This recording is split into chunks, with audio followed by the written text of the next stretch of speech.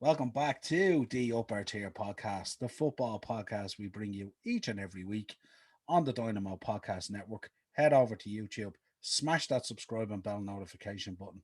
Also available is audio versions of our show over on Anchor. Head over there, you'll find our shows wherever you pick up your audio podcasts, Podbean, Spotify. And today we have our Leeds United versus Liverpool preview, look ahead. And joining me as always, one of the OGs on the upper tier, Craig. Craig, how you doing, my man? Very good night. How are you? Good, yeah, not too bad at all. Loving this weather at the moment. Absolutely brilliant to be out in the weather and all, and really lifts your spirit during these times of lockdown and stuff like that. Yeah, Um, get out and clear the head a bit. yeah, absolutely. Where do we start with this one? This is a Monday night football, back 8 o'clock. Yeah, Um, a tantalising fixture. Two attacking teams, and counter attacking as well. Leeds, I think we have to give them credit this year. They've been absolutely phenomenal in the Premiership at times, coming off the back of a huge win against Man City, being down to 10 men and nicking it at the death. Um, and a controversial sending off. What's your yeah. what's your thinking on Leeds at the moment this year? I thought when they originally come up, me and you obviously have a soft spot, as other probably Liverpool fans do for them. So we wanted them to do it well as much as Liverpool. Obviously, we had them on the opening day and they gave us a right go for our money. It was a bit of a scare.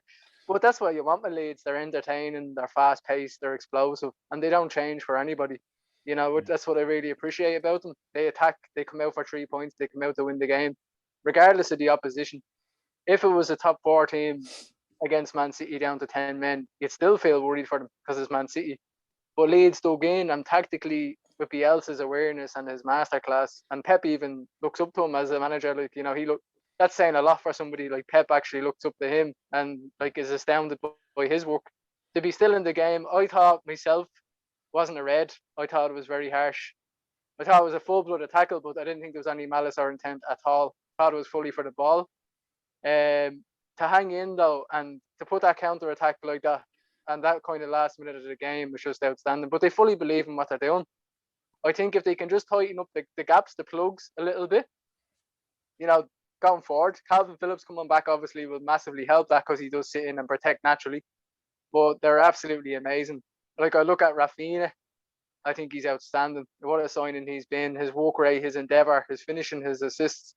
And then if we look towards Patrick Bamford, who I defended before, doesn't get a call up, what does he have to do? I'm from Ireland. I don't care that much, but he deserves it. Like, look, let's be honest. He's a lone striker in a newly promoted side. What more do you want? You know. Yeah, I mean, if there's any Leeds fans going to tune into this, Patrick Bamford, give Stephen Kenny a ring. You'll become an absolute I wish. legend over here in Ireland. Get on the blower to him and just make the decision. I wish. Um, yeah, I mean, we can't say enough good things about Bielsa. I watched that Amazon Prime, the documentary on Leeds. It's absolutely outstanding. Bielsa, he's just a pure footballing man, isn't he? Just like you even see the way like he sits there on that little stool and he just observes the Yeah, game and he just it's such a threatening presence, you know what I mean? Like you see so many managers, like Klopp wears his heart on his sleeve and he's animated on the sideline. But this lad just has this razor eyesight vision of staring at you, and it just creates fear in people. I remember he had that conversation with Pep about the Barcelona dominated the game but lost to Bilbao, and he sent him like a word spread nearly of this is where you went wrong in certain areas. And Yeah, Pep was like, "Oh my god!" Like I never put like that much thought even in these. Like he could pick exactly what moments where it went wrong and why yeah, they conceded certain things. yeah, His work is unbelievable. Like, and I really hope for Leeds and obviously for himself that he continues to progress yeah, and continues to work because they really do deserve it. And they're there on merit, nearly yeah. top half the table now. I think. Yeah. They're what are they now? They're what 6, 7 points off us, I think, at the moment at Amazing. this stage. Well, fully Yeah, deserved. Amazing. yeah. But I think even when you look through the players, you've got like he has the players, like they're all really enjoying themselves. They're all pumped up. They're all real ballers, that kind of way. And they cement themselves and come together and, they really play for each other really hard. I think, They had no centre back partnership originally, like us. They lost yeah, their two original partnership yeah. for a while. Yeah, I think the loss of Liam Cooper could be a big one. I mean, Liam's a big player for them there at the back, so he'll be missing obviously for the game on Monday after picking up the red card. But I think, we can't say enough good things about Patrick Bamford, Stuart Dallas, Rafina, Costa, Jack all Harrison, these players. Yeah, Jack Harrison, unbelievable. even Luke Ayling. Luke Ayling, My incredible. God, Like these are just, and for me, I always say it, as you said at the start of the show, Leeds are a Premiership club. They're a Premier League club. There's no doubt about it. fully And agree. the fact that it took them so long to get back up there, you know, is a testament to what previous owners and chairmen and managers did to destroy the club. That it Yeah, took so long to get them back where they needed to be. But it's I always say to people, with Leeds in the Premier League, they add something to it. They always bring something to it. There's some teams that come up and go down and come up and go down. But I think Leeds, they add to the spectacle of the Premier League. They play football in the right manner and way in which it's supposed to be played. They stick to their guns. They believe that this is the way to play football. Doesn't matter who they come up against, they stick to it. You won't see Leeds. They don't park the bus. They're not that type of player or that type of team. He's not that type of manager. He's that manager who wants football played in the right way. And sometimes, to the detriment of them.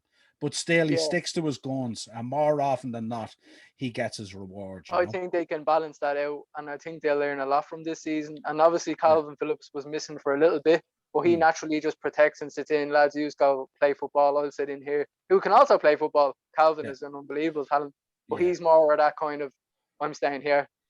You've got free to do what you want, and I'll clear up and clean up the messes. Yeah, I remember watching the documentary. It was massive for him re-signing for them. Because the thoughts were to go out the door, but when he actually weighed up everything, you know, he's a Leeds boy. There's no He's a doubt lead, about it. yeah. He's Leeds true and true. You know what I mean? He bleed for that team on the pitch. It's like a Mark Um, Noble kind of thing at West Ham, in that kind of mold kind of thing. yeah, we're kind of lucky in this generation that we have there's probably a handful of players out there that are kind of in that vein. Like Phillips would be Still, one of them, Mark Noble would be one of them. You know what I mean? Players that just live and breathe their club, their city, their location, their people, and they just get it. And it's great to have them back in the Premiership. So I'm really, really, really looking forward to this toy. Ellen Road, never an easy place to go to. right. Always has been a tough ground. I know there's no fans at the moment, but it's always still a tough ground to go to. There's It always has such the weird results there. it has that aura though, similar to kind Yeah, of ourselves. You're playing at Ellen Road. You have that feel. You have that kind of intensity. There's still an atmosphere now, an atmosphere like as such yeah, nearly for them, and they will need no introduction going into that game. They would have looked back at that air game that they gave us a right scare, yeah. and they're only at the coming off 10 men win against Man City. What more do you need than that? Like as well. Yeah, and it's when you think of Ellen Road, such a rich history there of football, and we talk about clubs, these new clubs with the new oil money and all that kind of stuff. But if you look at the history of Leeds, such great history there. You know what I mean? It's just fantastic. I suppose getting on to Bielsa versus Klopp, we obviously touched on it. Two men who are both fairly staunch in their way and in their theory of how the football should be played. Um, but two styles, kind of a little bit contrasting, but slightly different. Slightly, yeah. But kind of play into each other. So you would expect goals in this game, wouldn't you? Without a shadow of a doubt. We want teams to be open. Leeds want to attack, but at the same time we counter press, they counter press. It's nearly like similar kind of game of chess with an open field. With I Yeah, I can only see goals going in on both ends, similar to the other game. But that's what you yeah, want. You want entertaining, attacking football. yeah. Bielsa's not going to sit back. We're not going to sit back, and it makes for a great encounter again, as Yeah. did the first one. Yeah, and I suppose, look, we're after coming off a good win. We're starting to put together a slight run there. We're after coming off a good win there against Villa, where we had to come back and at home, which has been a problem for us. Our away form hasn't been too bad, but our home form has been horrendous. So we're traveling to Leeds, so it's away again. So, I said on previous episodes, all these games now towards the end of the season, they're all 6 pointers, they're all cup finals. If we have any ambition of getting top four, we have to go out and win on Monday night. And likewise, Leeds might still hold a bit of hope that there's a Europa League spot there for them. So they're going to continue to push as well. Yeah. So again, as we always say in the show, a draw is really not really of any benefit to either team. One or the other has to go out there and try and win and get the win, get the W. Looking at current form at the moment, Liverpool, hard to believe, 4 wins and 2 losses in the last 6. We've really put a bit of form back together again. Although convinced but not convinced, if you like, so still sort of a little bit concerned. The one thing, Leeds, obviously 3 wins, 2 losses and a draw, but obviously one of those wins against Man City. Now, I would say with that Man City win as well, they had changed up the team a bit, so I presume, Pep had one eye on the Dortmund game midweek, because obviously the Champions League for him with City would be the holy grail, if you like. And as you touched on, that first game at the start of the season against Leeds, that 4-3 was just an outstanding game. Welcome to the Premier League, like literally. Yeah, if there was ever an advertisement that broadcasters want to display for an ad for the Premier League, that 4-3 was incredible. The last time Leeds beat us at Ellen Road, and I know obviously you have to take into account being out of the Premier League for so long, November 2000, the 4-3 as well, where they beat us 4-3. I think it was, yeah. I've Before. I have a funny feeling it was. I didn't check it, but I'm nearly sure it was. Yeah. Oh God. And I think I couldn't believe it that day. You know what I mean? It was just. I mean, Viduka, what a player Viduka was. You know what I mean? And Bamford is not dissimilar either as well. He's kind of like a little bit of an old school centre forward where he'll get in about the likes of Kabak and Nat Phillips, and he'll sort of, he'll just be a pest. One of those just annoy you all day kind of thing. He does not stay still. He'll look for any avenue whatsoever to get in. He does not rest. He doesn't stay static, which is a danger for us. We have to be constantly switched on. And he might even be involved in play, but then he will be looking to pop into play with the likes of Rafinha and Harrison coming in from the side. Yeah.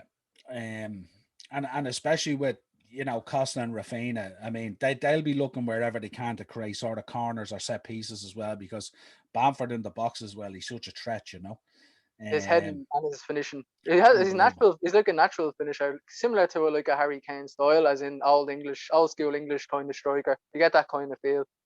Yeah. In terms of us, I mean, up front, I mean, what you're thinking? I mean, we should be able to get at the likes of Ayling and Llorente and all, and Alioski. Shouldn't we?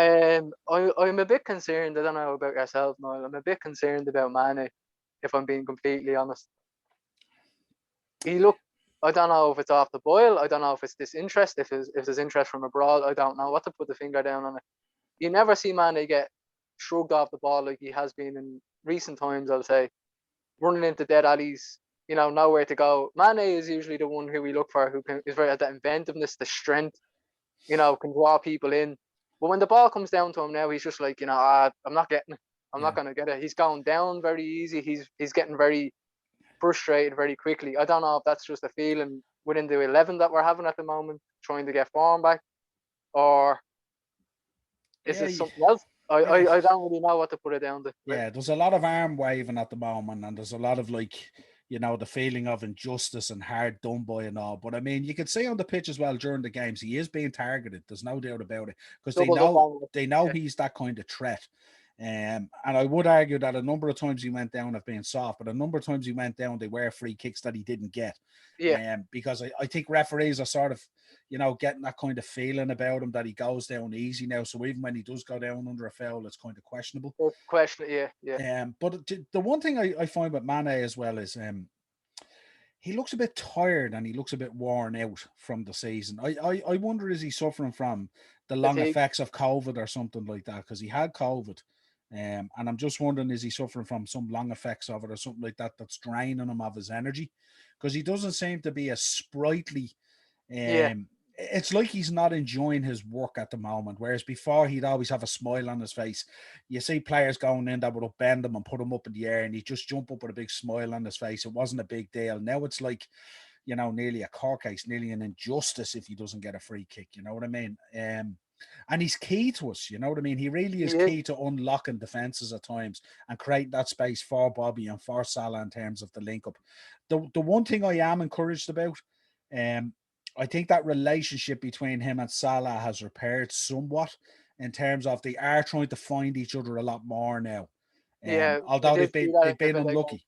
They've been you unlucky know, with some of the the ball passes. came across the box, and first thing he thought of was where was Salah, which is encouraging. It Yeah, wasn't like, yeah, better play it to him, or there's nothing else on, I have to give it to him.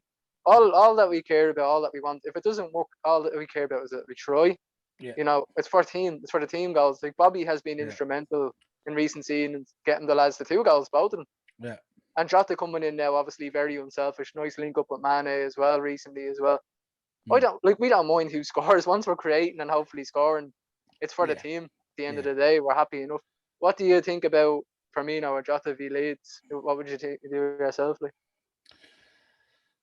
Like, I don't know. It's kind of a hard one to call really because you know Bobby brings so much to the team in terms of unselfish play that we don't always pick up on.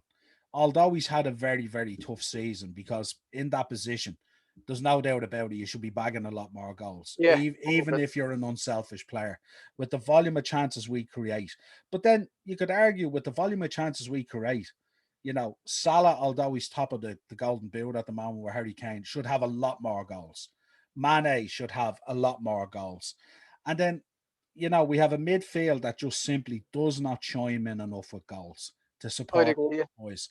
And I just think with Bobby, I think, if he was to go, we'd greatly miss him. yeah, yeah. Um, and I'm not too sure whether Jota would be the answer to that change.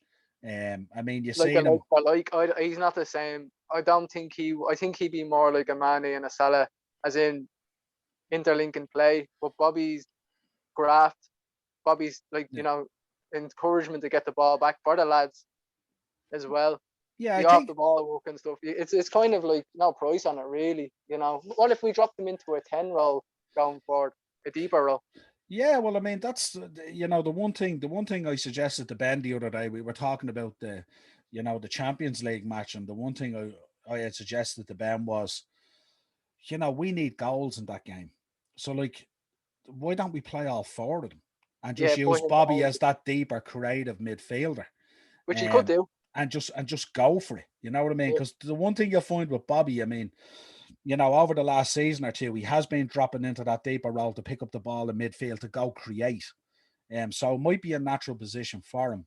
But yeah. then the fear is you look at our bench and there's not much answer on the bench there if you want to change things up because No. Origi is a bit part player who doesn't have much form, and you're asking him to come in and do a job, and he doesn't really play that much. Shaqiri in the same boat again. There's no doubt they're two good footballers, but they're not getting any game time really. So then you're asking them to come into these big games because every game for us now is big.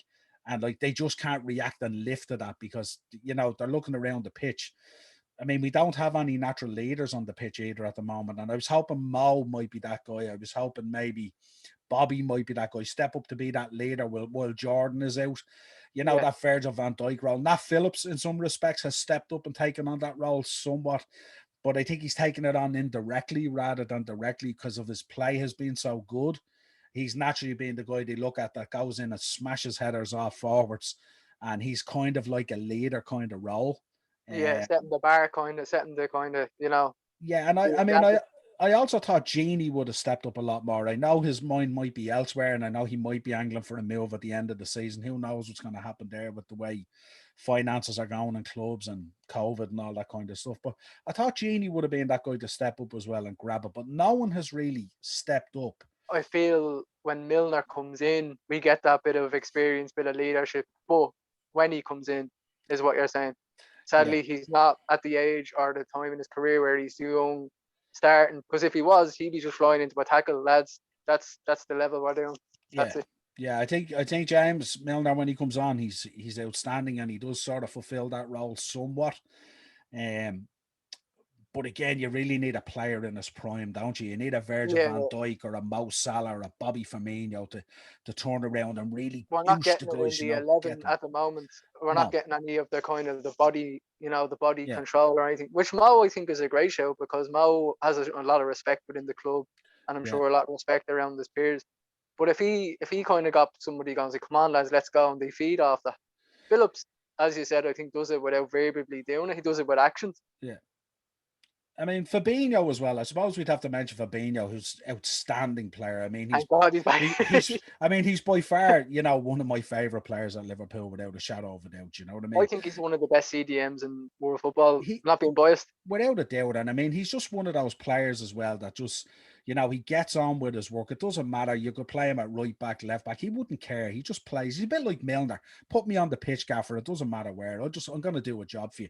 And I just think a lot of his work, very in that kind of old Makelele role, it goes unnoticed, but so good when you look back at it. And he could be a natural leader, but I'm kind of, in terms of being a natural leader, I'm looking for someone who's a lot more vocal. I'm looking for someone like Mo would be kind of a bit more quiet and a bit more reserved. Bobby can have a little bit of a hot head on him when it suits him. But I think if Fabinho stepped up and he was more vocal and more aggressive with his own players, I think it would raise the bar for the team. And he's in that position on the pitch where it's central, so it covers the whole kind of ratio around. He can see everything. Yeah. So I'd be, if I was Fabinho now, I'd be getting stuck into Mane, getting stuck into Salah, getting stuck into Thiago, letting these guys know the badge, this is what it means to us. Come on, let's go, pick it up, be that Jordan Henderson, be that Virgil van Dijk, this is your opportunity. We don't want to have to wait for it to cut the clock for him to kind of decide when he wants to put pressure on the lads to step up. They should know themselves, they're playing for Liverpool. You don't need to stay anymore. The badges, everything. And as we know what's on the line here at the moment. Every game a 6-pointer. We can't afford to be in the Europa League or out of Europe. We have to be in the Champions League. We do need to attract in players this summer. We do need to strengthen the level of our bench as well. And we do need to move a number of players on. And we have to have Champions League football. If we don't have Champions League football, then we're really, we're wasting our time. It could set us right back. It's a must. It has to be. We can't look and say, well, if we don't get that, we'll plan. We won't. We can't even think of that. Every game is a must win. It's must win. It's 3 points or just leave it. It's no in between.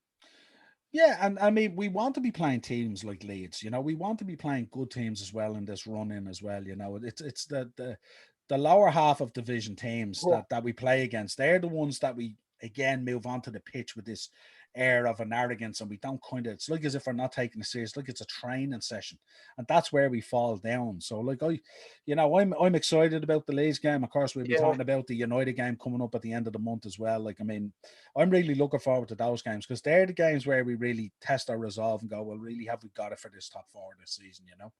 It's going to be the difference. It's going to be the making of us, I think, as in, do you want to be in the top 4? These are the games you're going to have to go out and show the teams above you or just around you who are looking for European spots, put them to the sword, show why you should be up there.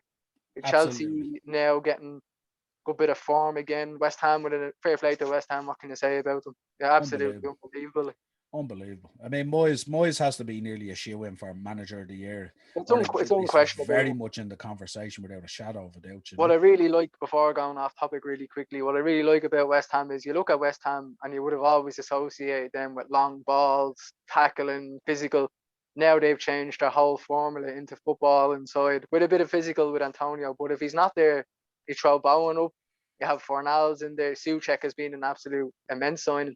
And Jesse Lingard, all credit, unbelievable to turn your career around like that and have such an impact is just outstanding.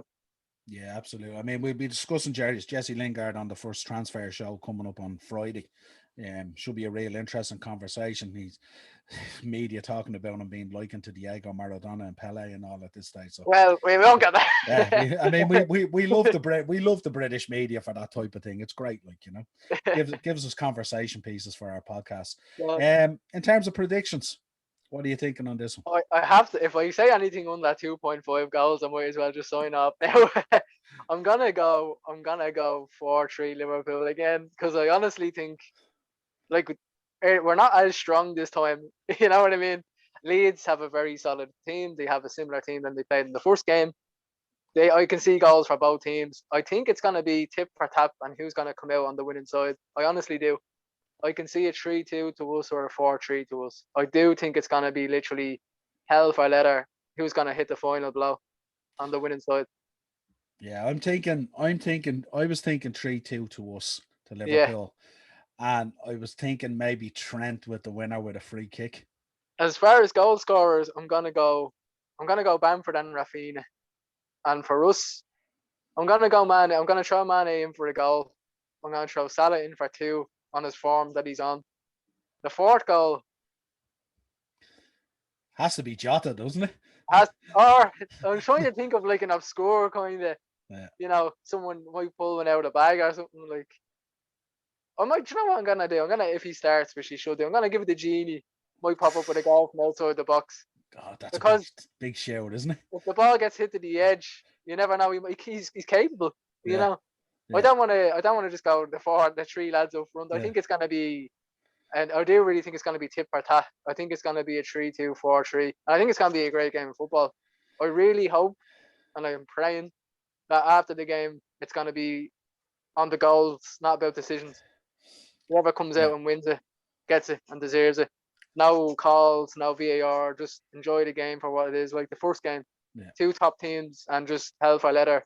Whoever comes out on top, and we can hopefully then talk about that. Yeah, I mean we've been crying out for that all season, really, haven't we? And more often than not, VAR or decisions or whatever have screwed up games across the board in the league. You know what I mean? It's that West Brom decision the other day. My God. And the Firmino, like, Yeah, what are you looking at? yeah, madness. Yeah, I'm gonna go 3-2, but I reckon Bamford probably with two headers because I'm thinking either corners or set pieces. So I'm gonna get Bamford to get two. I'm gonna Mo to get two, and I'm gonna go with Thiago. Thiago must be due a goal at this stage, isn't Or it? in this stage, Thiago. So I'm gonna go with Mo with two to rise up on that golden boot rank. I'm gonna go with Thiago with a goal, and I'm gonna go with two for Bamford. So that's what I'm calling it. Fingers crossed. These are big shouts. This end up being a 0-0 drab or something. I can't believe it. But it's funny because if we're not watching Liverpool, we're probably looking at who are Leeds playing and when are they playing. Everyone's probably like that in the Yeah, league, to be honest. I That's how think entertaining they I are. think I think the beauty of having that Monday night game as well is we'll be able to survey and see what's happened over the weekend as well, because a number of teams are caught up in the FA Cup and stuff like that as well. So we might be able to bridge that gap and steal a march into fourth. And Leeds will Um, be probably looking at here what points do we have to make up after the weekend as well. yeah, absolutely, yeah. So it'll be certainly a tantalising affair. But as always, head over to the Dynamo Podcast Network. Smash that subscribe and bell notification button to be alerted of all our content. Some fantastic content going up there at the moment. Check out the Flaming Puck Show if you're a fan of ice hockey and a fan of the Calgary Flames. Ian's over there dropping ice hockey shows now. They're absolutely fantastic. Carl, as always, with the metal shows. Dara's doing the NFL. Obviously, Peter with the comic stuff. We're obviously the four podmen. We're dropping the wrestling. Dynamo's doesn't is giving you a flavour of everything. So some great shows going up there at the moment. And as I said, on the upper tier, as always, with the football, we'll be dropping a new transfer show starting this week. Also a great interview coming up with Jared Brown from Irish Football Fan TV. So we shall catch you next time. This has been your Leeds versus Liverpool look ahead. Talk to you again soon.